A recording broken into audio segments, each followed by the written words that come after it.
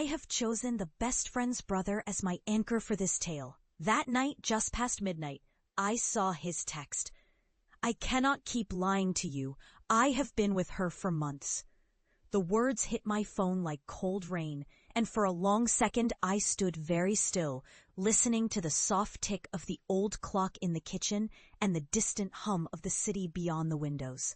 My life felt steady, a river held in neat banks by years of routine, a good job that paid the bills.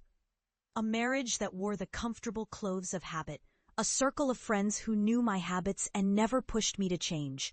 My best friend was the sister of a man I had always admired from afar, her older brother, a man who had carried a quiet gravity that drew people to him. He had walked away from us, from a bad divorce and a life that had burned out in a single, loud hour, and now he wore his new solitude like a shield. I did not plan to notice him, not really, not with my mornings still full of emails and tea, and the small, ordinary ache of longing I kept tucked in the corner of my heart where aches usually hide.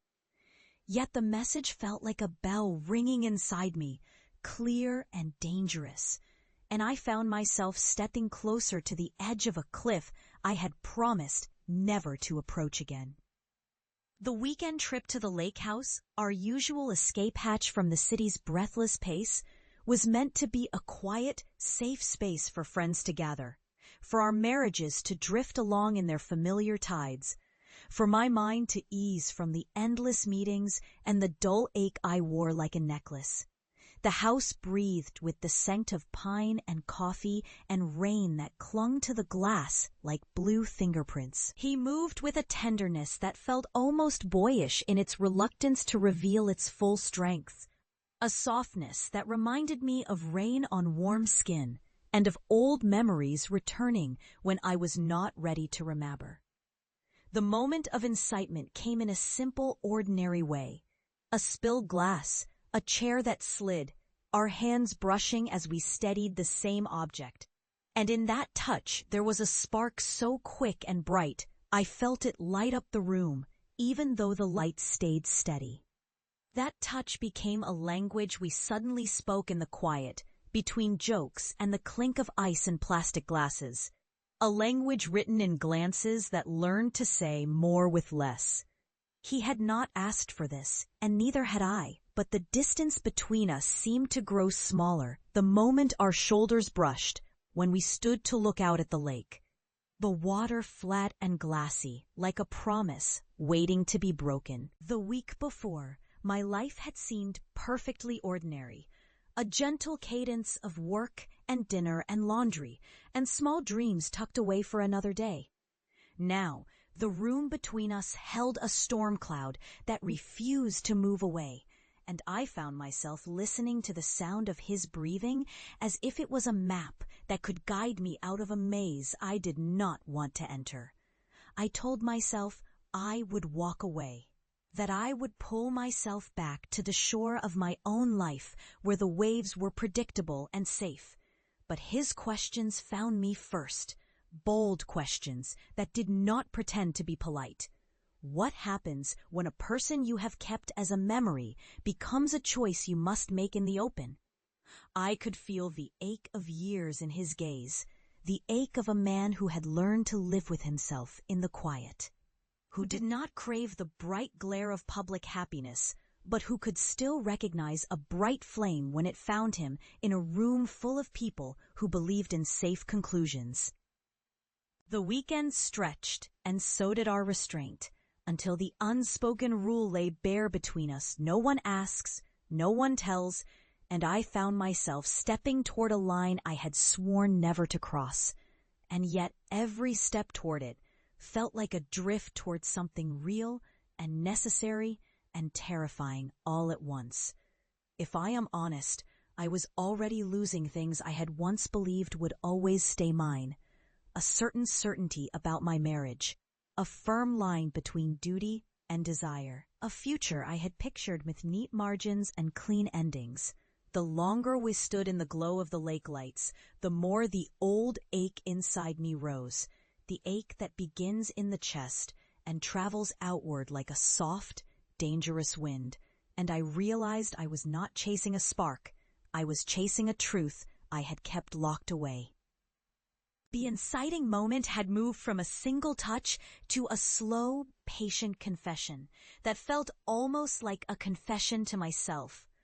I deserved to be seen not as a wife who kept the peace, but as a woman who could want and be worthy of wanting in return. The days that followed carried the scent of rain and risk.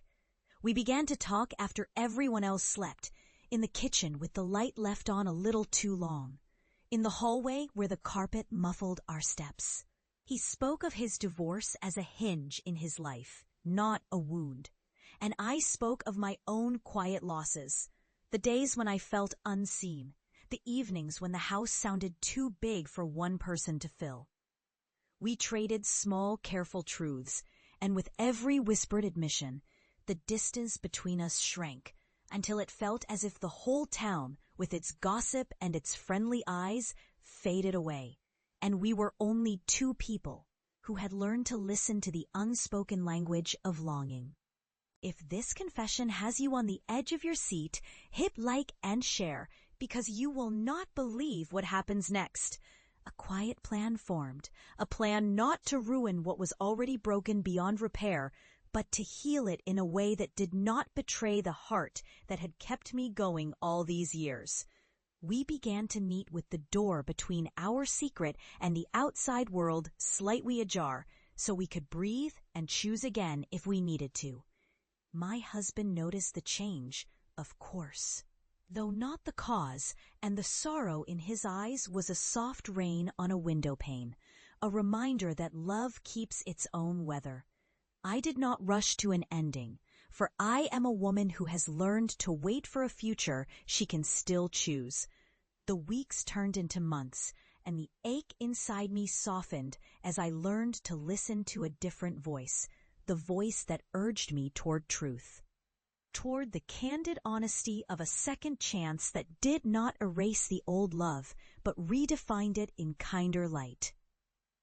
My best friend, when she finally learned, did not scream or cast blame, but asked small questions, and I answered with the gentlest honesty I could, knowing that trust is a fragile plant that must be watered with truth, patience, and time.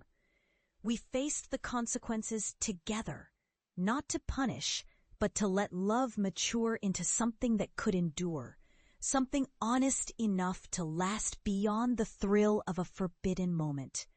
And so I stand here now, a woman who found a doorway in the blame and the fear, who learned to breathe through a storm, and to listen to the heart that did not forget how to forgive. This is about emotional storytelling, forbidden love, second chances, mature romance, infidelity in marriage, love after loss, grief and healing, tenant love story, romantic narration, YouTube romance, healing through love, slow burn romance, older woman, younger man, heartfelt story, true feelings, emotional connection, faceless love, Olivia and Marcus, narrative romance, love found me. A quiet truth that sometimes the path to happiness is not a straight line, but a gentle bend in the road, where a careful heart can choose again. If you crave more raw, emotional confessions, please like, share, and subscribe. Your next chapter awaits.